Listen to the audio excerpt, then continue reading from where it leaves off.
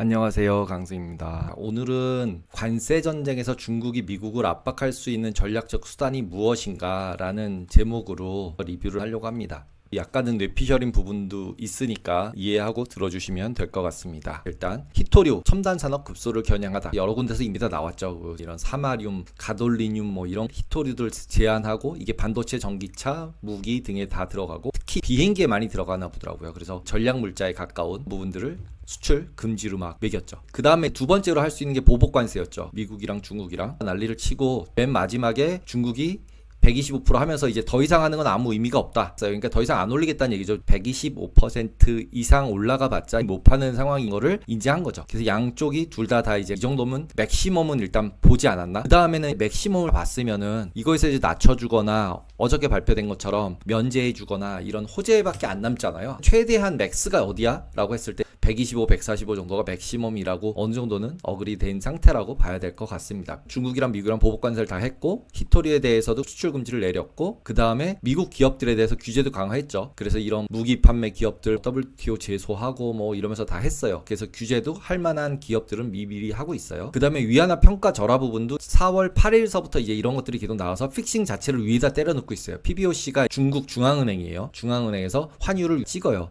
그러면 그 기준가를 기준으로 위아래에서 거래가 돼요. 그래서 통화 조작이다 이런 얘기가 나오고 있지만 뭐라 그러던 중국은 찍어서 어느 정도 약세를 유지를 하고 있어요. 평가 절하를 시키고 있어요. 그 다음에 말이 나오는 부분이 미국채 금리 급등 부분이에요. 이 부분은 제 경험상 약간의 뇌피셜을 섞어서 저의 생각을 말씀을 드려볼게요. 첫 번째는 중국 미국채 매도설 풍문으로 들리고 있습니다. 미국이 중국 상호관세 부과한 시점이랑 맞물려서 나오는데, 중국이 과연 진짜로 매도를 했을까? 그럼 매도를 했을 때 중국이 무조건 이득일까? 라는 부분에 생각을 해보면, 미국 국채 같은 경우 보유량이 계속 줄고 있는데, 이거는 제 생각에 팔아서도 있겠지만 만기되는 거 안 사는 것 같아요. 그 다음에 금을 계속 사고 있거나 다른 걸 사고 있거나, 그래서 이제 이렇게 해서 계속 줄어들고 있고 계속 말이 나오니까 중국이 팔았어 라고 얘기를 하고 있는데, 움직일 때 제일 먼저 레딧에서 올라온 걸 보면은 재패니즈 헤지 펀드가 10년 트레저리 가지고 60배 레버리지 거래를 여기서 언와인딩 당하면서 실제로 매도가 나갔다. 그래서 한쪽에서는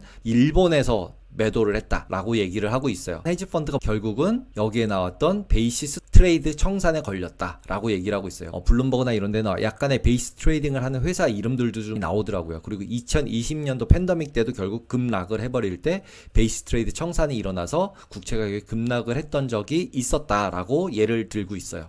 그리고 그 규모 자체가 8천억 달러예요. 그러면 이 베이스 트레이딩이 어떤 건지 저의 생각 부분을 말씀을 드려볼게요. 베이시스 트레이딩이 뭐냐 하면, 선물하고 현물이 있는데 선물이 고평가가 되면 선물을 매도하고 현물을 사요. 베이시스 트레이딩을 하는 거예요. 채권금리 내려가는 베팅을 너무 많이 하고 있었거든요. 특히 최근에 들어서는. 그러면 채권금리가 계속 내려간다고 생각하니까 채권 선물을 매수를 했겠죠. 그러면은 선물이 막 올라가니까 고평가가 됐겠죠. 고평가가 되니까 뭐를 했어요? 선물을 매도를 하고 그 다음에 채권을 샀겠죠. 채권이 무한대로 많아요? 안 많죠. 채권이 무한대로 많진 않아요. 보험사나 연기금이나 포트폴리오 안에 들어가 있지 그걸 샀다 팔았다 하지 않거든요. 만기까지 보유 주로 하니까.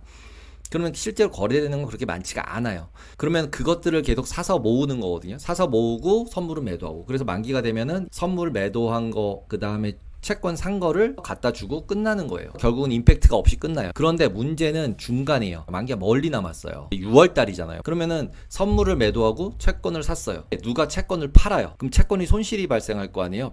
대신에 이제 채권 가격이 내려가니까 선물 가격도 같이 내려오겠죠. 근데 자기가 들어가는 것보다 베이시스 계속 더 벌어지면 어떻게 해요? 선물하고 현물하고 차이가 베이시스니까 더 벌어지면 평가손이 나죠. 그러다가 한쪽에서 갚아, 증거금 넣어. 그럼 현금이 없잖아요. 그럼 어떻게 돼요? 결국 현물을 팔아야 되죠. 그럼 현물이 레버리지가 60배가 돼 있었다면 그 60배가 캐스케이드로 계속 팔리면서 내려가죠. 여기서 보시면 60X라고 나와요. 10년짜리 60X. 60배란 뜻이에요. 레버리지 60배. 여기 재패니즈 헤지펀드라고 나와요. 이런 것들이 언와인드가 되면서 난리가 난 거죠. 그래서 채권 금리가 올라간 거예요. 그런 걸 가지고 일본에서 팔았다 이런 얘기를 하는 거죠. 결국은 청산되면서 장기채들 가격이 급락을 하고, 급락을 하다 보니까 금리가 올라가고, 그러다 보니까 유동성이 마르죠. 60배짜리 100배짜리가 언와인딩 당하니까 당연히 유동성이 마를 수밖에 없죠. 그러니까 베센트가 들어가는 거죠. 트럼프한테 너 이렇게 계속 해가지고 장기금리 올라오면 그 다음엔 대책 안 쓴다. 그러니까 이제 여기서 정리하자. 어떻게든지 좀 정리를 하자라고 얘기를 한 것 같고, 그렇게 되면서 트럼프는 베센트한테 그러면 네가 그럼 관세도 알아서 해. 베센트가 나와서 이거 다 계획된 거였어 이렇게 얘기를 했죠. 근데 실제로 조금 있다가 트럼프가 나와서 금리 때문에 내가 한 거야 이런 식으로 얘기를 해버린 거죠. 지금 실제로 미국 국채 같은 경우 전체 금액에서 미국 국가가 가지고 있는 거랑 그 다음에 그 미국 국가가 아니라 그 해외가 가지고 있는 거랑 이런 부분들을 고려해 볼 수가 있어요. 그러면 미국 국채 같은 경우는 밖에서 가지고 있는 게 많아요. 그래서 밖에 있는 미국 국채를 팔기 시작을 하면 국채 가격은 생각보다 흔들릴 수 있어요. 그러면은 결국 이게 어떻게 될 거냐는 거죠. 최종적으로 보면은. 그러면 당연히 트럼프는 미국 국채 가격이 오르는 거에 대해서 두려움을 가질 수밖에 없을 것 같아요. 제 생각에는. 근데 그게 누구 때문에 발생을 했나 하면 저런 베이시 트레이딩, 레버리지 한 것들에서 발생을 했고, 레버리지 트레이딩 한 것들이 언와인딩 돼야만 이번에 움직인 것 같은 국채 움직임이 발생한다는 거예요. 이렇게 올라가는 이때 7, 8, 9 이때 이렇게 올라가는 거. 이게 10년짜리 뿐만이 아니라 30년채도 이렇게 올라갔더라고요. 그럼 30년채가 이렇게 거의 60bp 올라가는 거니까 이건 금액으로 따지면은 막투막으로는 엄청난 손실이 발생하는 거예요. 현선 차익거래까지 붙어져 있고 문제가 발생한 거죠. 그리고 그 전날 같은 경우에 이제 뭐 가짜뉴스 나오고 하면서 주가 급등락하니까 거기서 반대 매매 나오고 또 마진콜 나와서 부채를 갖다가 팔았다라는 것까지 나왔죠. 그러니까 결국은 마진콜 받은 헤지펀드 현금 확보하는 거 있고, 이거 안에 주식형들도 있었을 거고, 그 다음에 베이시스 트레이딩 하는 것들도 들어있었을 거고, 근데 거기서 만약에 중국이 연관이 돼 있다면, 그리고 정말로 중국이 똑똑하다면 돈을 많이 쓰지 않고 정확하게 치피스 딜리버리가 뭔지를 계산을 해서 실제로 선물이 고평가가 돼 있는 부분이 있으니까 현물만 때리면은 굉장히 금리가 급등하게 만들 수 있어요. 예를 들자면 아파트가 3,000채인데 그 중에서 10개가 거래돼도 그 가격이잖아요. 그것처럼 실제로 채권들 거래량이 무한대로 있진 않다는 거예요. 누군가가 사는 사람이 계속 있지 않으면은 기본적으로는 마켓은 내려갈 수도 있어요. 이렇게 급등락을 할 수 있어요. 그래서 채권 같은 경우는 4하고 5하고 4위 정도에서 샀다 팔았다 하면 될 것 같다라고 말씀을 드렸었는데, 이번에 4가 깨졌어가지고 이렇게 저점 3.88 여기까지. 그래서 와 이것이 너무 빨리 정리했다 뭐 이런 생각을 저는 했었는데, 다시 4.5가 오긴 왔어요. 그래서 4.5 이상 올라가면은 채권을 또 사도 될 것 같은데 이런 생각이 약간 들어요. 거기다가 지금 이 올라간 게 노멀한 상황으로 올라갔다고 보기는 좀 어려워 보이고, 인플레이션 얘기하지만 인플레이션이 됐을 때는 페드든 트럼프도 뭔가 대책을 세워야 되는 상황이 아닐까라는 생각이 듭니다. 그 다음에 이제 지정학적 리스크가 있어요. 처음부터 다시 한번 쫙 오면은 히토류 했고, 보복관세도 했고, 기업 규제하는 것도 했고, 평가절하도 했고, 일본 헤지펀드, 미국 헤지펀드, 레버리지 건데 모든 데가 섞여서 결국 금리 급등을 하게 만든 거죠. 트리거를 누가 했는지는 모르겠지만, 근데 만약에 중국에서 그걸 트리거를 했다면 정말로 스마트한 거겠죠. 아주 최소한의 금액으로 시장의 임팩트를 크게 줬을 테니. 그 다음에 남은 거가 뭐냐면 지정학적 리스크 확대. 2주 전에 이런 뉴스가 있었더라고요. 오키나와 주민들 큐슈로 대피하는 계획을 해가지고 훈련을 했대요. 이미. 뭐 때문에? 타이완에서 유사시란 뜻은 전쟁이 나면 얘기죠. 대만 유사시, 오키나와 대피 계획 책정하고 6일 내에 12만 명 규슈로 대피하는 훈련을 일본에서 하고 있는 거예요. 그러면은 결국은 이거 잘못하면 중국이랑 대만이랑 뭔가 지정학적 리스크가 발생할 수 있겠는데,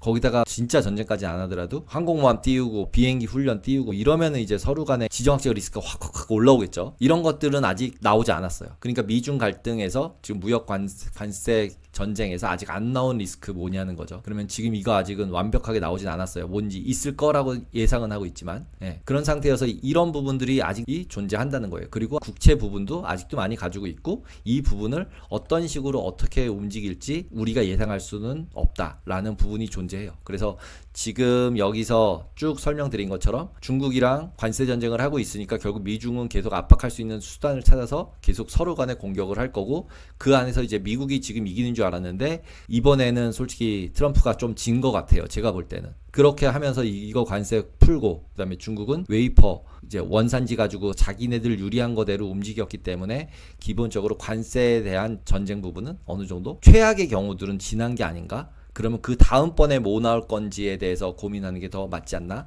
라는 생각이 듭니다. 그래서 투자하실 때도 월요일날 오르고 막 오를 수 있는데요. 그 오를 때 잘 대응하셔서 수익을 잘 내시면 좋겠습니다. 다시 주간 리뷰로 돌아오겠습니다. 감사합니다.